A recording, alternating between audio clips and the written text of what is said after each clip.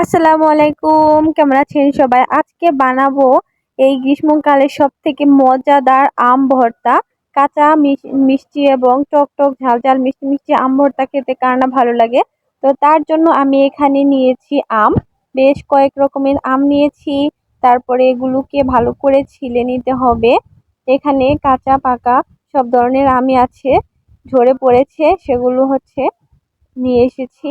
এরপর ভালো করে ছিলে নিয়েছি, খোসাটা ছাড়িয়ে নিয়ে এরপর ভিতরের যে আমের বীজই আছে সেটা ফেলে দিয়েছি। এরপর ভালো করে ধুয়ে নিয়ে স্লাইঞ্জার নিয়েছি, এখানে খুব ভালো করে এটাকে ঘষে ঘষে তারপর মিহি দানার মতো এরকম বানিয়ে নিয়েছি, কুচি করে নিয়েছি।